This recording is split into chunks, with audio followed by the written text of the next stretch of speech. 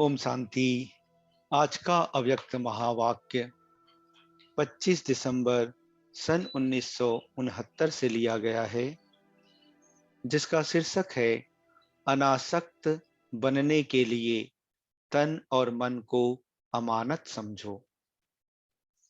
बाप दादा को कहाँ बुलाया है और किस लिए?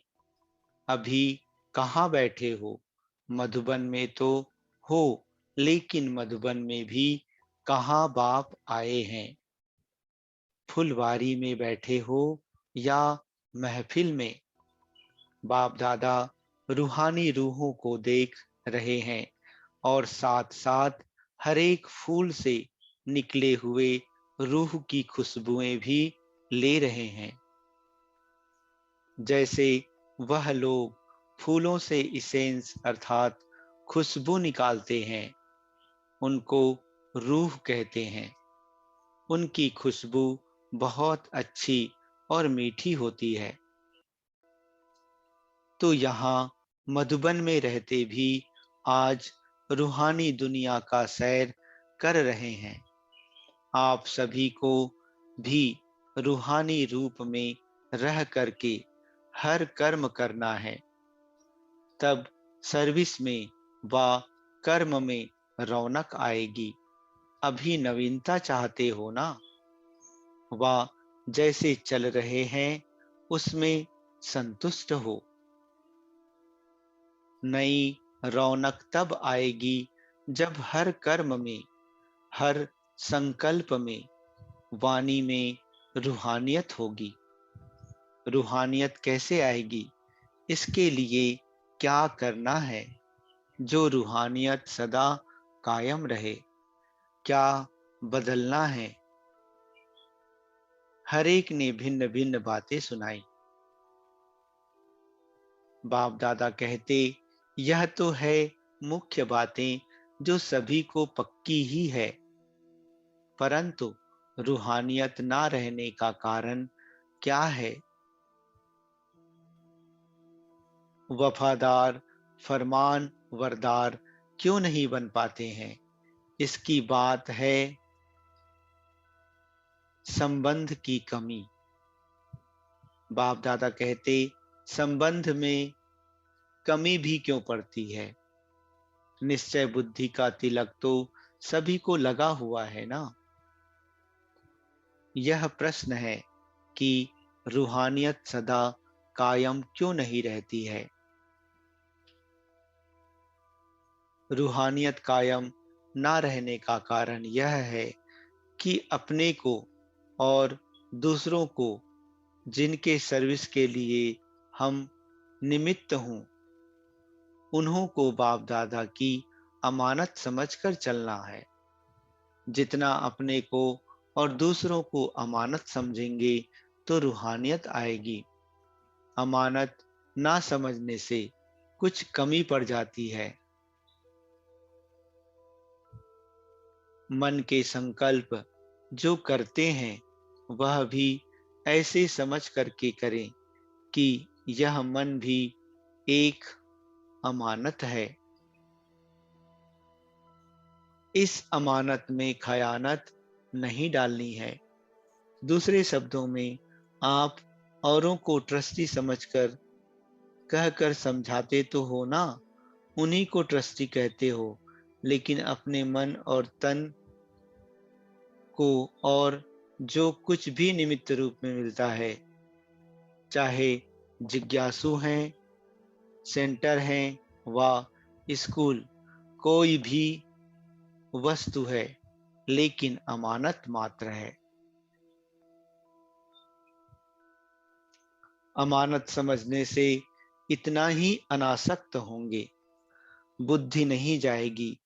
अनासक्त होने से ही रूहानियत आएगी। इतने तक अपने को समा पर मिटाना है। मिटाना तो है, लेकिन कहाँ तक? यह मेरे संस्कार हैं। यह मेरे संस्कार शब्द भी मिट जाए, मेरे संस्कार फिर कहाँ से आए?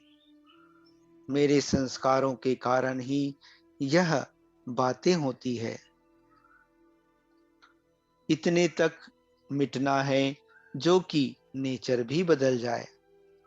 जब हरेक की नेचर बदले तब आप लोगों के अभिव्यक्ति अव्यक्ति फीचर्स बनेंगे। अव्यक्ति पिक्चर्स बनेंगे। संगम युग की संपूर्ण स्टेज की पिक्चर्स क्या है? फरिश्ते में क्या विशेषता होती है?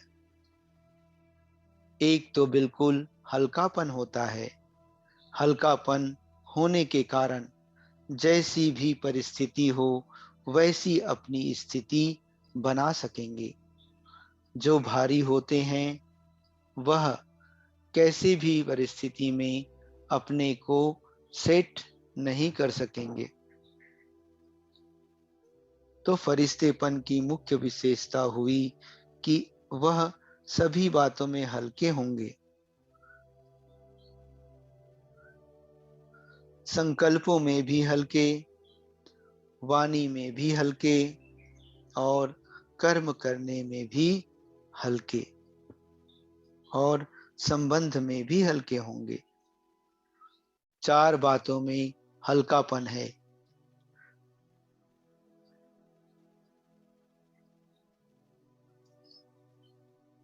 तो फरिश्तेपन की अवस्था, फरिश्ते की अवस्था है। अब देखना है कहां तक इन चार बातों में हल्कापन है। जो हल्के होंगे वे एक सेकंड में कोई भी आत्मा के संस्कारों को परख सकेंगे और जो भी परिस्थिति सामने आएगी उनको एक सेकंड में निर्णय कर सकेंगे। यह है फरिश्तेपन की परख।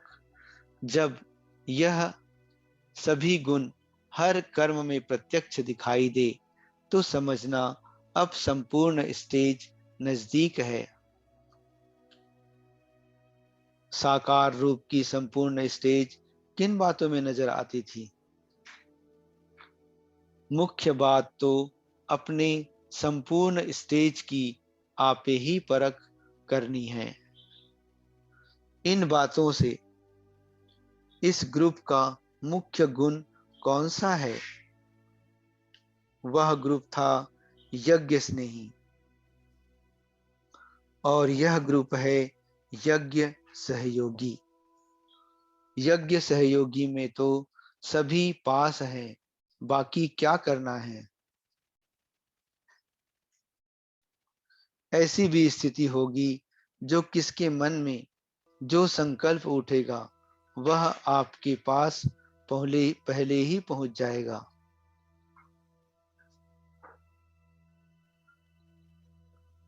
बोलने सुनने की आवश्यकता नहीं, लेकिन यह तब होगा जब औरों के संकल्पों को रीड अर्थात पढ़ पढ़ सकने की, औरों के संकल्प को रीड करने के लिए अपने संकल्पों के ऊपर कुल ब्रेक होगी, फुल ब्रेक होगी। ब्रेक पावरफुल हो, अगर अपने संकल्पों को समेट ना सकेंगे तो दूसरों के संकल्पों को समझ नहीं सकेंगे। इसलिए सुनाया था कि संकल्पों का बिस्तर बंद करते चलो। जितनी जितनी संकल्पों को समेटने की शक्ति होगी उतना उतना औरों के संकल्पों को समझने की भी शक्ति होगी। अपने संकल्पों के विस्तार में जाने के कारण अपने को ही नहीं समझ सकते हो तो दूसरों को क्या समझेंगे। इसलिए यह भी स्टेज नंबरवार पुरुषार्थ अनुसार आती रहेगी। यह भी संपूर्ण स्टेज की परख है। कहां तक संपूर्ण स्टेज के नजदीक आए हैं उनकी परख इन बातों से अपने आप ही करनी है।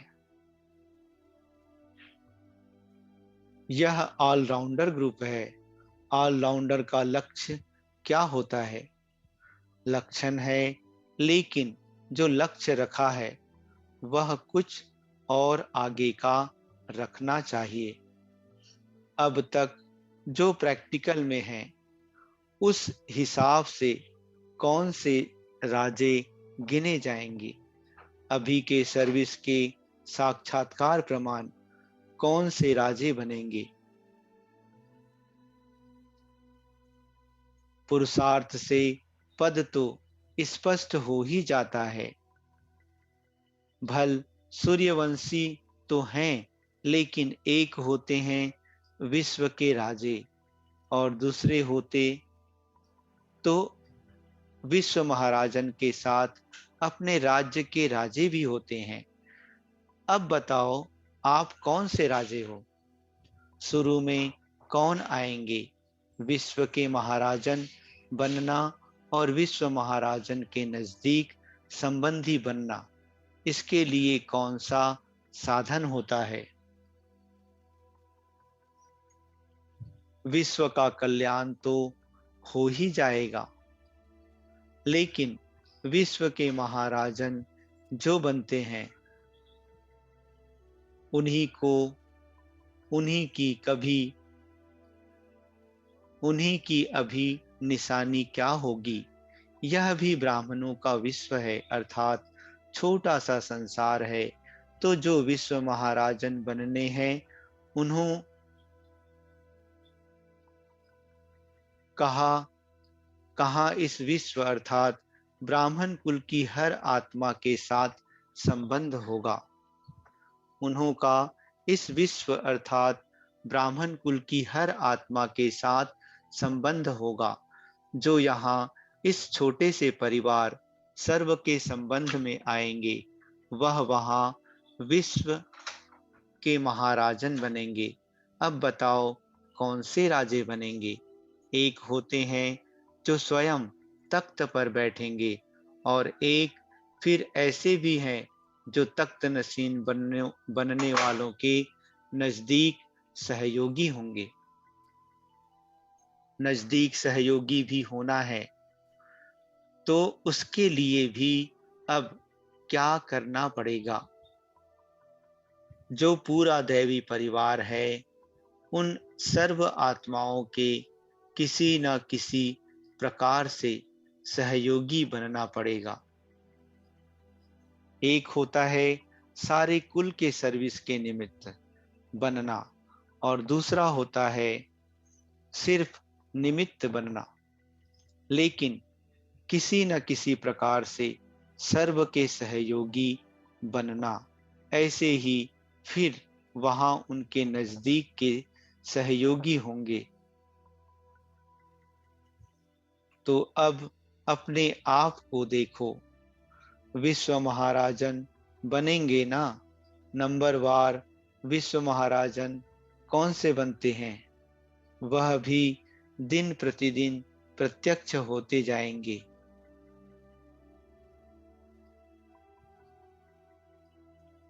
ऐसे नहीं कि अभी नहीं बन सकते हैं, अभी भी जंप दे सकते हैं।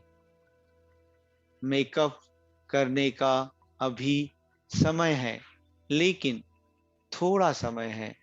समय थोड़ा है, मेहनत विशेष करनी पड़ेगी, लेकिन मेकअप कर सकते हो। विश्व के महाराजन के संस्कार क्या होंगे?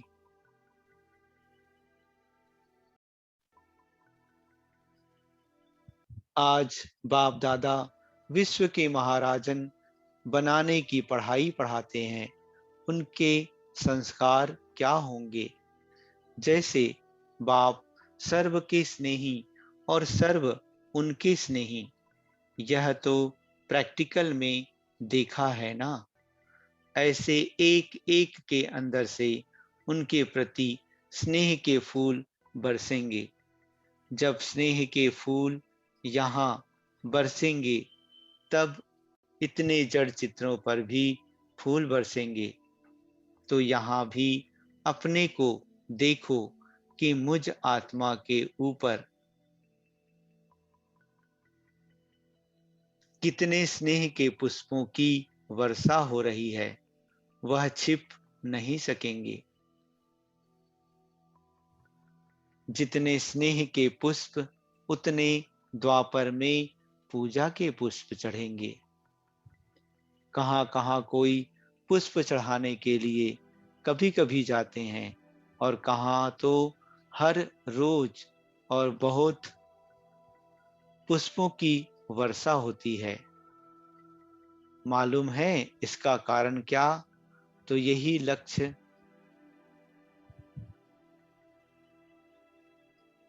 रखो कि सर्व के स्नेह के पुष्प पात्र बने। स्नेह जैसे मिलता है, एक एक को अपना सहयोग दें तो सहयोग मिलेगा। और जितने के यहाँ सहयोगी बनेंगे, उतने के स्नेह के पात्र बनेंगे। और ऐसा ही फिर विश्व के महाराजन बनेंगे। इसलिए लक्ष्य बड़ा रखो। आज एक भक्ति मार्ग का चिन्ह याद आ रहा है। आज देख भी रहे थे तो मुस्कुरा भी रहे थे। देख रहे थे, अंगुली देने वाले तो है ना? अंगुली दी भी है, वा देनी है। कहाँ तक अंगुली पहुंची है? अगर अंगुली देनी है तो इसका मतलब है जहां तक अंगुली पहुंची है वहां तक ही नहीं दी है। पहाड़ उठा नहीं है। क्यों? इतना भारी है। इतना भारी है क्या? इतनों की उंगली भी मिल गई है, फिर भी पहाड़ क्यों नहीं उठता? कल्प पहले का जो यादगार है, वह सफल तब हुआ है जब सभी का संगठित रूप में बल मिला है। इसलिए थोड़ा उठता है, फिर बैठ जाता है। हर एक अपनी अपनी उंगली लगा रहे हैं, परंतु अब आवश्यकता है संगठित रूप में। स्वयं की उंगली दी है, लेकिन अब संगठन में स्थित अब संगठन में शक्ति तब भरेगी जब वह बल आएगा। अब शक्ति दल की प्रत्यक्षता होनी है। सभी फूल तो बने हैं ना, लेकिन अब गुलदस्ते में संगठित रूप में आना है। अभी कोई पुष्प कहाँ कहाँ अपनी रंगत दिखा रहे हैं। कोई अपनी खुशबू दे रहा है, कोई अपना रूप दिखा रहा है, लेकिन रूप, रंग, खुशबू सब प्रकार के गुलदस्ते के रूप में आ जाएंगे, तब दुनिया के आगे प्रत्यक्ष होंगे। अब ऐसा प्लान बनाओ जो संगठित रूप में कोई नवीनता दुनिया के आगे दिखाओ।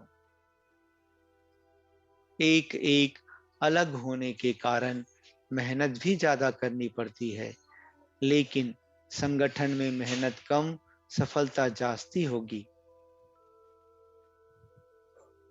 जब संगम युग के संगठन को सफल बनाएंगे, तब सर्विस की सफलता होगी। योग्यताएं सभी हैं, लेकिन योजना तक रह जाती है। अब अपनी योग्यताओं से औरों को भी बाप के समान और समीप लाने योग्य बनाओ। यह जो ग्रुप है, यह है आत्माओं के संबंध जुड़वाने की नींव डालने वाला। जैसी नींव डालेंगे, वैसी ही उन्हों की आगे जीवन बनेगी। सभी बातों में जितना खुद मजबूत होंगे, उतना अनेकों की नींव मजबूत डाल सकेंगे।